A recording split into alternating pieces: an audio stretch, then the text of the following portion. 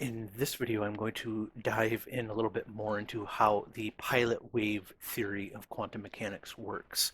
And so we'll do this in the way that you often see in quantum mechanics with the particle in a box, so a one-dimensional particle in a box.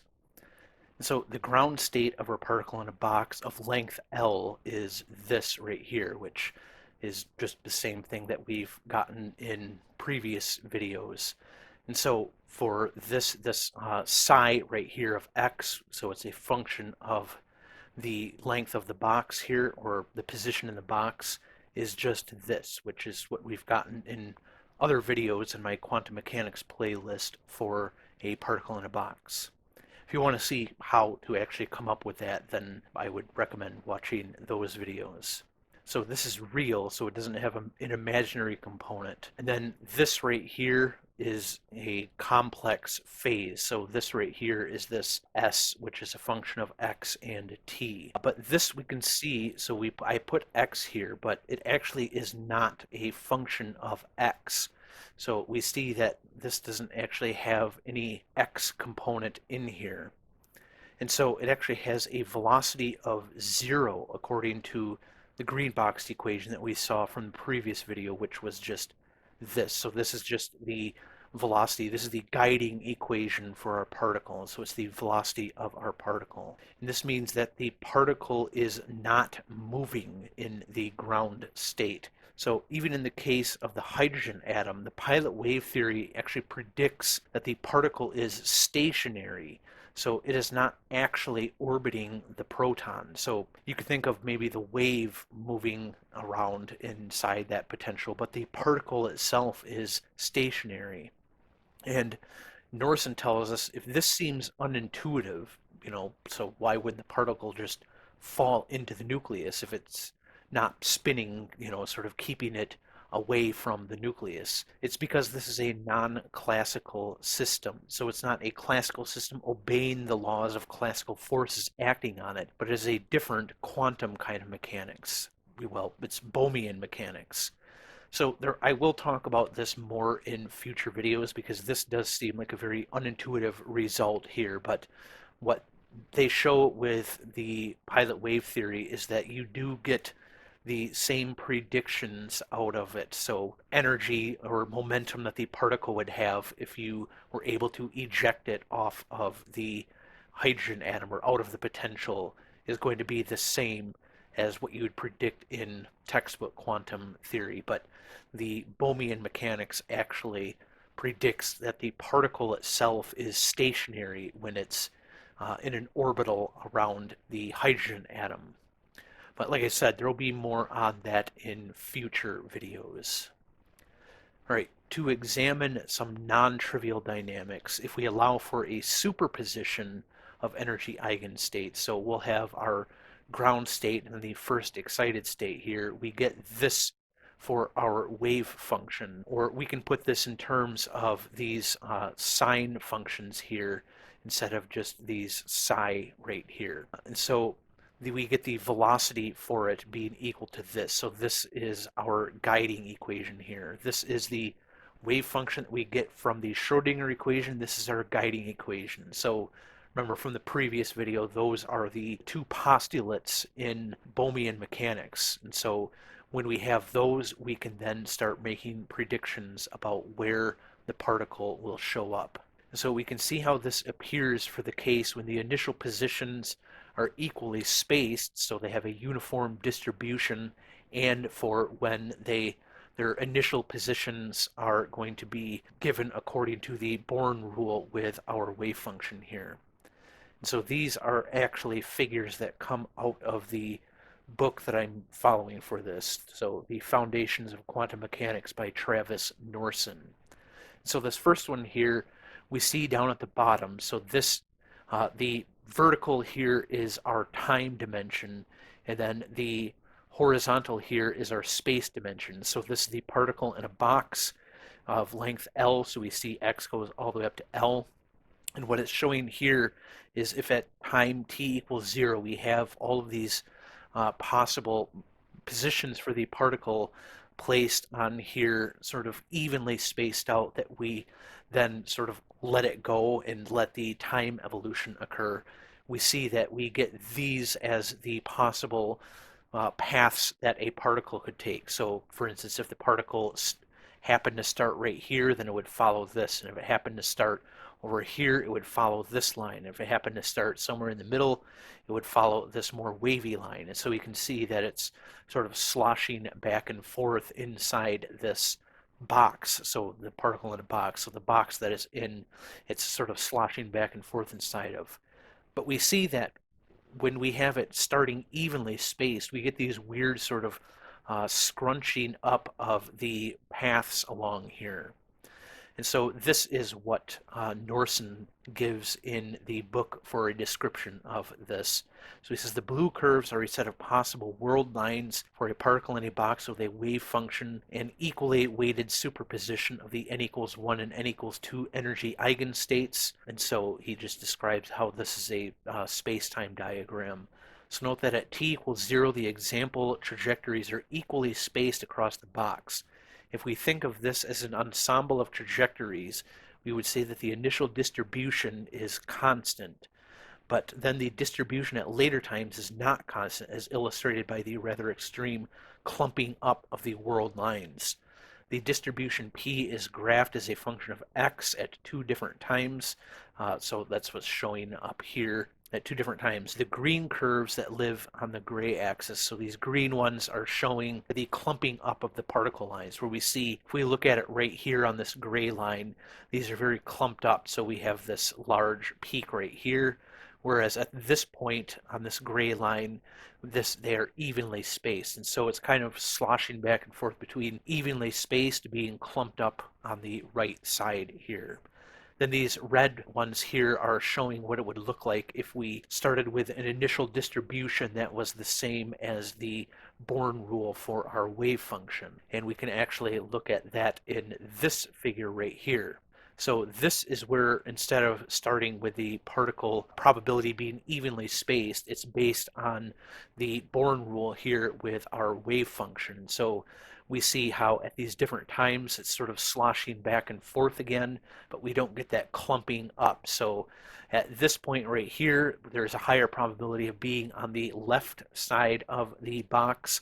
Then at this later time here, the probability is greater of being on the right side of the box. And if you've watched my quantum mechanics playlist, you'll know that what we actually have here with this particle in a box with the two possible states, the ground state and the first excited state, is in fact we do have the wave function sort of sloshing back and forth inside this box. And so that's what this is showing here with these possible world lines for a particle.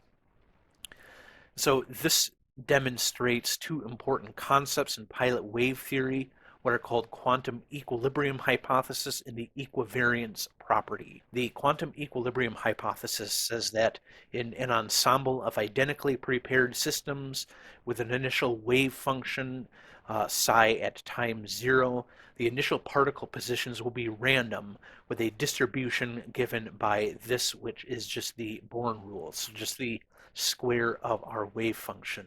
This hypothesis is justified by saying that it is no different than statistical mechanics, which is a theory of classical physics, saying that we do not know the exact position of any particle at a given time, but we can still discuss macroscopic or statistical properties of the system as a whole. In other words, it is an epistemological hypothesis. Since the particle has a definite position, we just do not know what it is. And this can also kind of come from the fact that in Bohmian mechanics, the wave function doesn't actually collapse. So even if you did a measurement, say at this time right here, and found it, on this world line, then the system after the measurement would keep going, and we wouldn't have had the wave function actually collapse and become discontinuous. So it would just keep continuing on in this fashion here. And so that makes it so that, when we prepare the system, say at t equals 0, it's not like the particle is spreading back out into a wave. It's just sort of, I guess, catching the wave, if you will. And so that is the quantum equilibrium hypothesis, which has to do with the system at t equals 0, so whatever we want to call t equals 0. Then the equivariance property says that for any time after that, so any time t greater than 0, we will find the position of the particle given by this. So again, this is just the Born rule. It's just saying that this is the probability of where we will find the particle at some later time t. Norson then sums up the main thrust of the pilot wave theory as applied to the particle in a box. So the particle in a box example illustrates all of the main ideas of the pilot wave theory. A quantum system is a hybrid of particle and wave, with the wave being simply the usual wave function obeying Schrodinger's equation. The particle has a random initial position within the wave, so that's that quantum equilibrium hypothesis. And then this position then evolves in time according to the guidance equation, and so that's the equivariance property, which have been written in several mathematically equivalent forms. So he's just referring back to other ways in the book that he has sort of shown the guidance equation. The motion of the particle is indeed well captured by Bell's statement that the particle is attracted to where the contributions of psi cooperate. In other words, where there is constructive interference. In other words, where the probability here given by psi squared is large. For example, here at t equals 0, the probability is large on the left side of the box and small on the right side, but after a short period. And so he's referring back to this right here. So the probability is strong on the left side of the box at t equals 0 right there.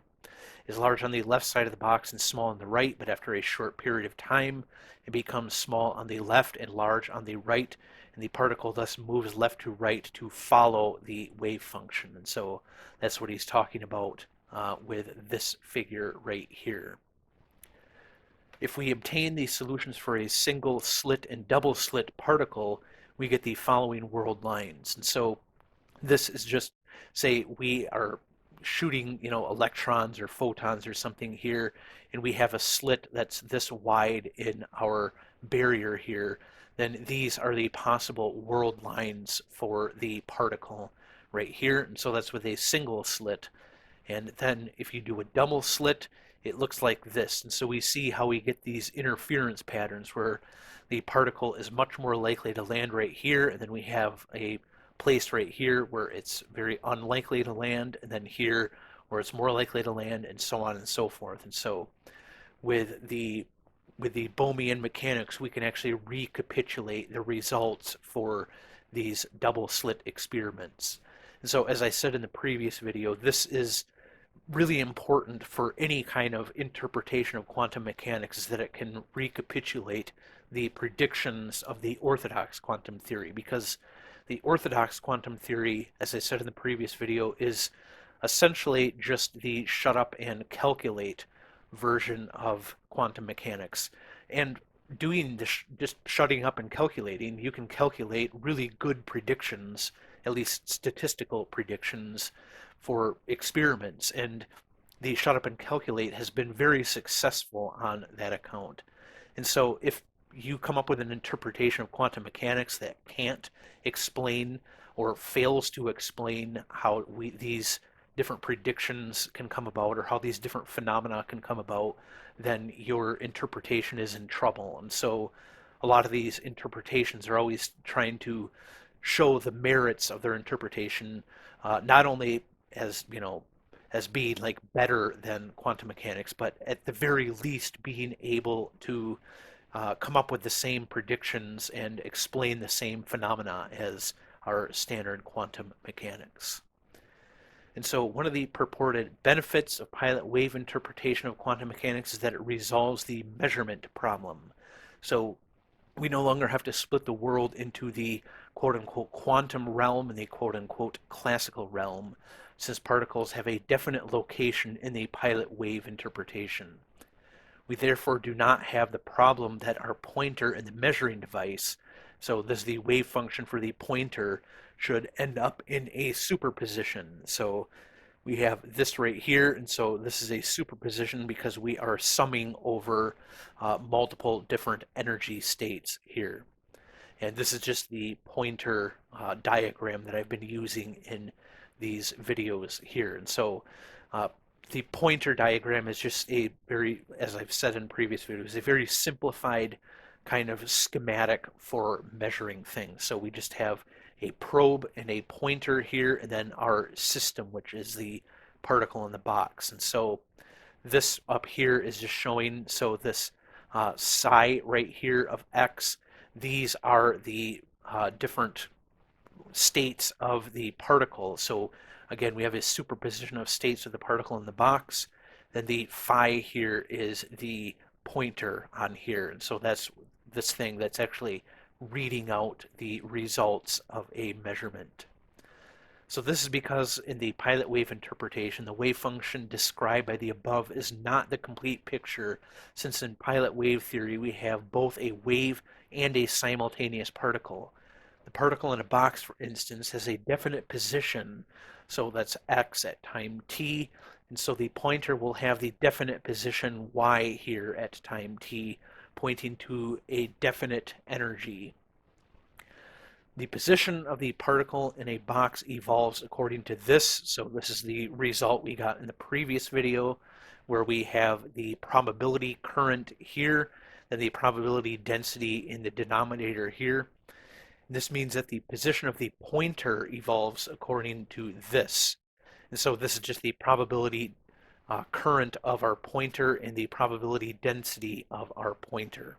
And so the equivariance property then says that if the initial values are x here at time 0 and y here at time 0 are random in a suitable distribution, then the positions will remain psi squared distributed for all times at these different times here. So x of t and y of t for our particle and our pointer.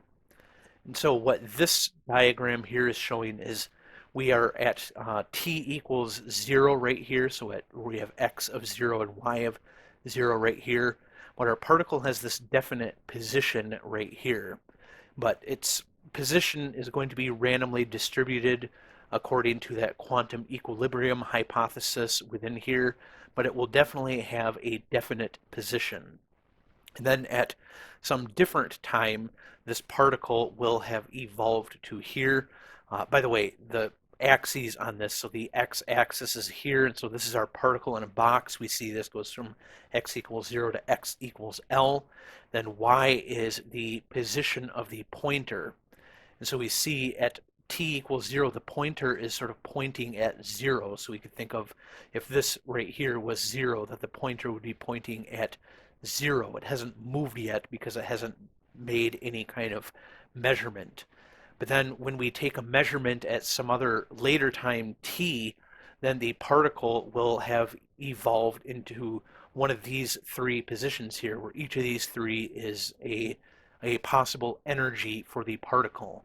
So it had an equal probability of ending up in this one, or this one, or this one, but its position, which is what we're showing on the x-axis here, is definitely right there.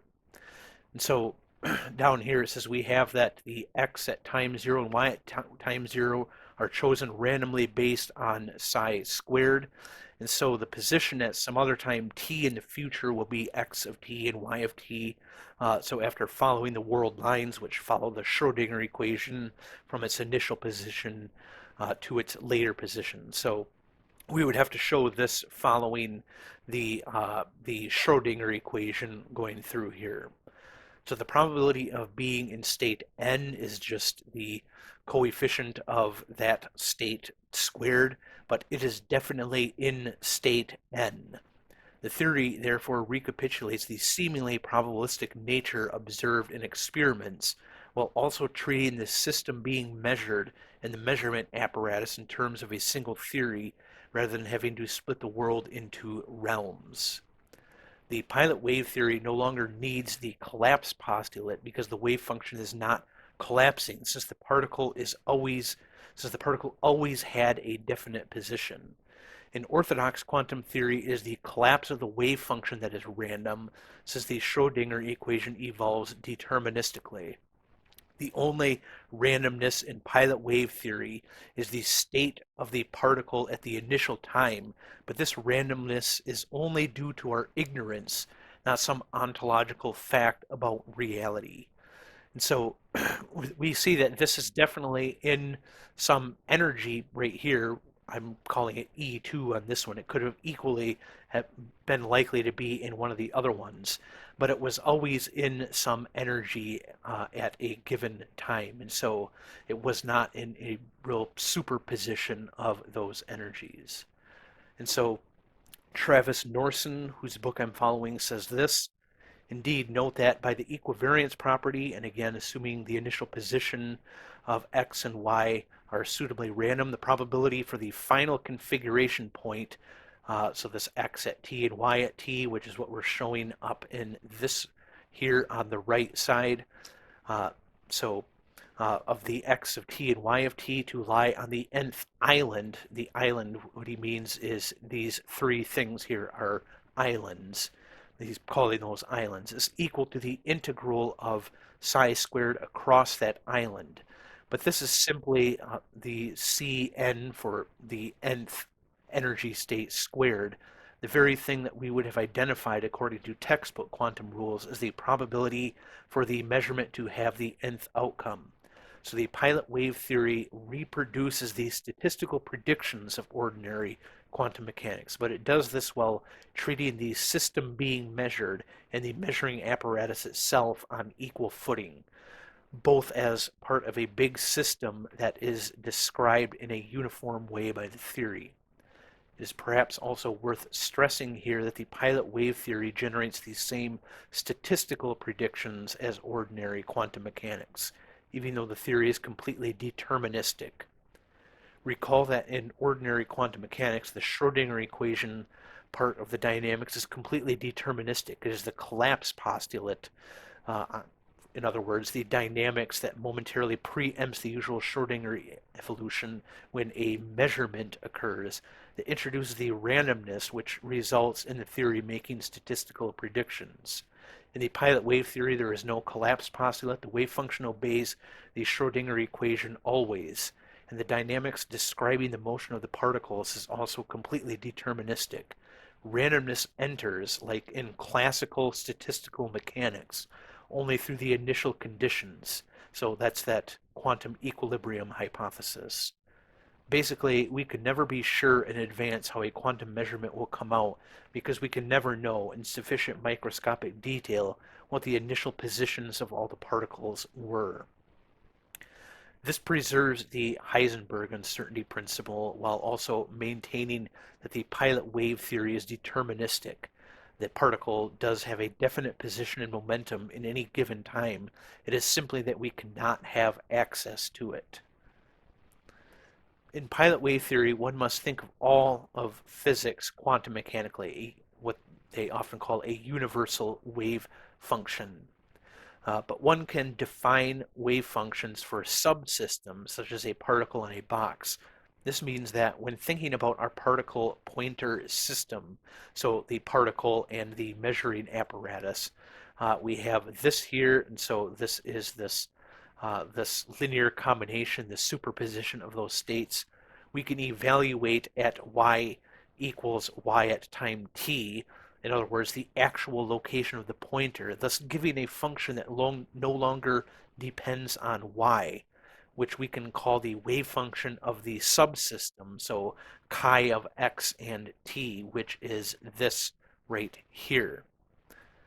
And since the phi part here, which is our function on y, is constant because we're just going to evaluate it at y equals this position. So we're not changing the position on it, so it's constant.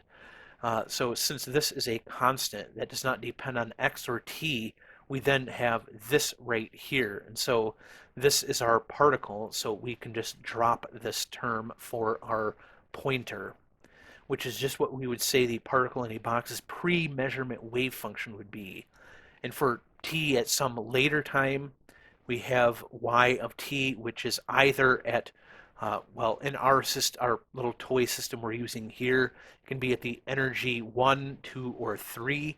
And so remember up here, we could have energy 1, energy 2, or energy 3 right there.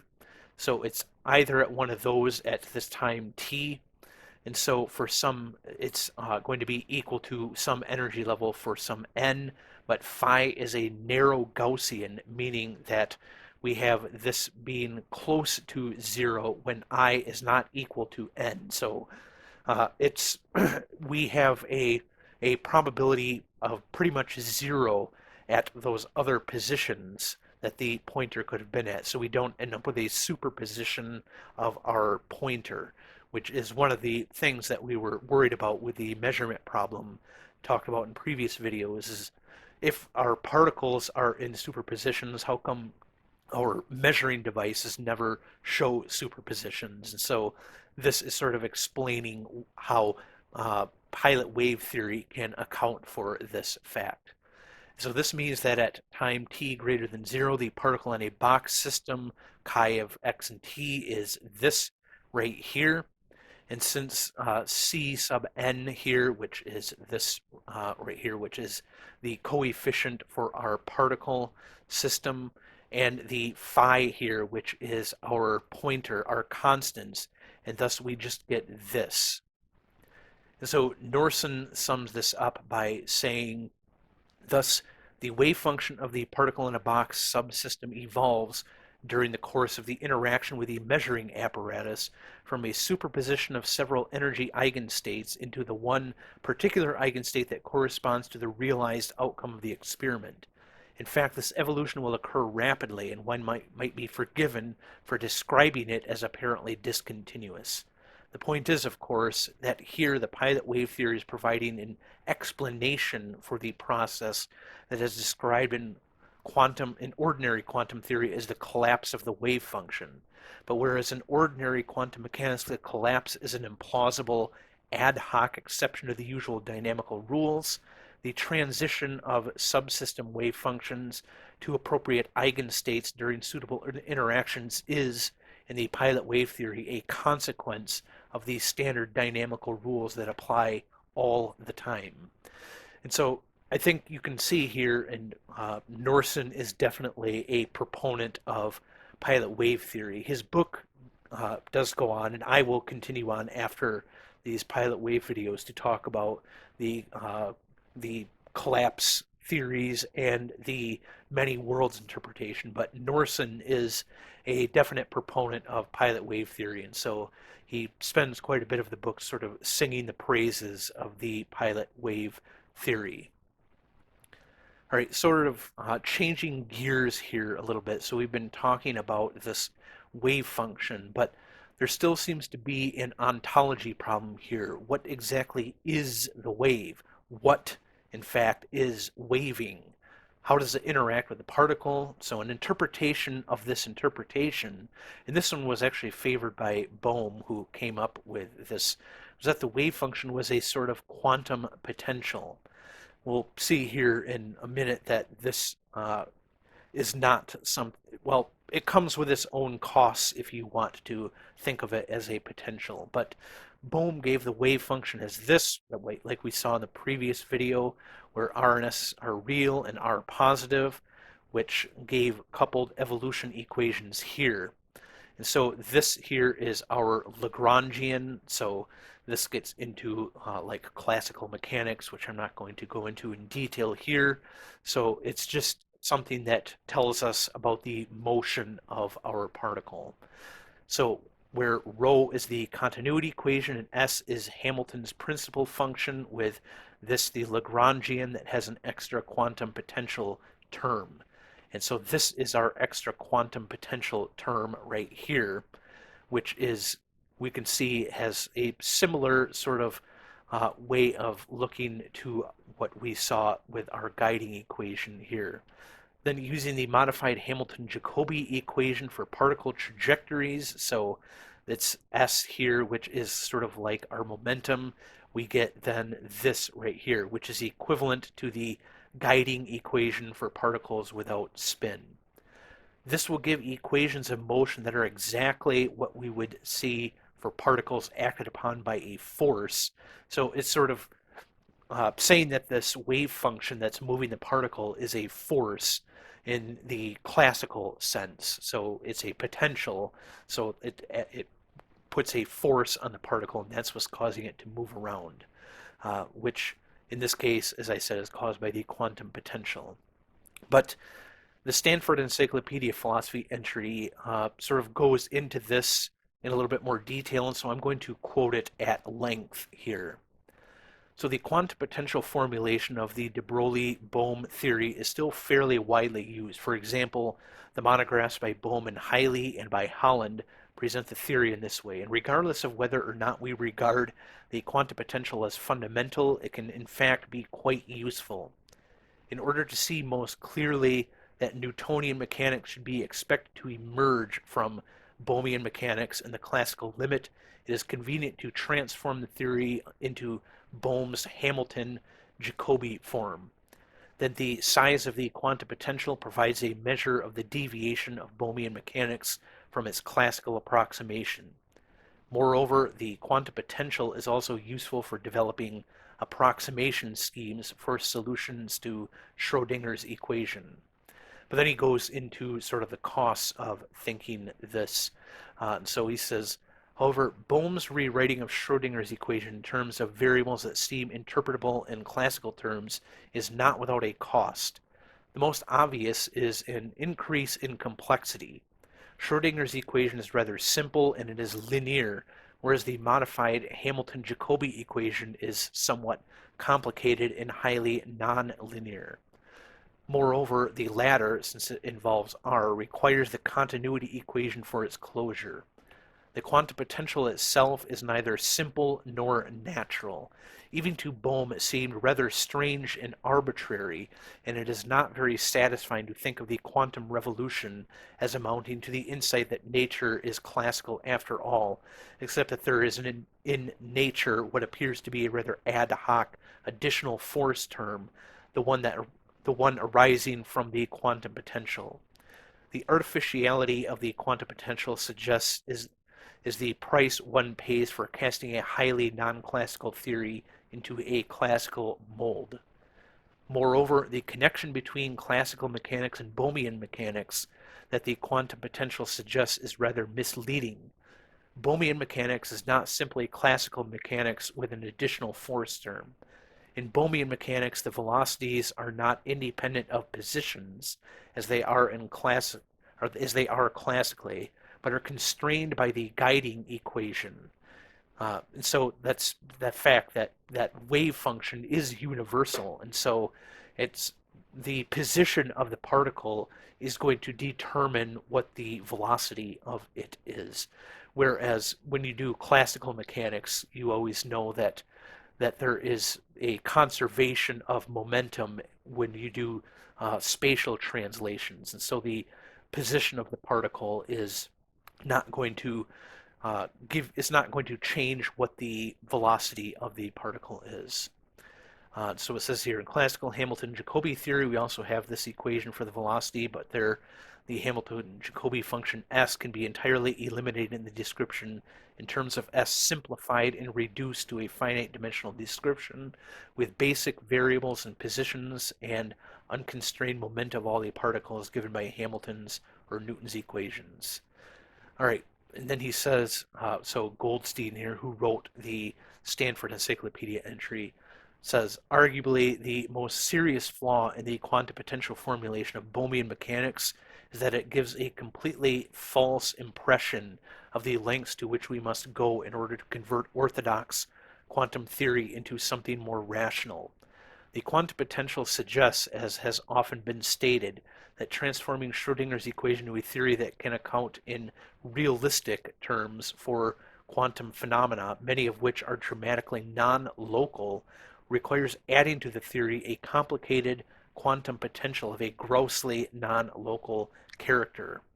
It should be clear that this view is inappropriate. So what he's saying is that if we want to try to make quantum mechanics classical by saying that the wave function is just a potential, we still have to account for the fact that that the Bohmian mechanics is non-local, and so we'd be trying to fit this classical thing into quantum mechanics, but still saying, well, it's classical, but it's non-local, which is very non-classical, and so that's why he's saying that it's clear that this view is inappropriate.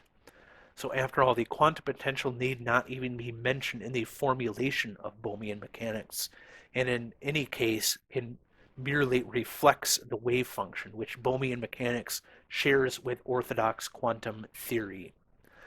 And so the answer to the questions I posed before this in the pilot wave interpretation of quantum mechanics, what is the wave, what in fact is waving, is essentially this: the exact same thing that was waving in textbook quantum interpretation of quantum mechanics.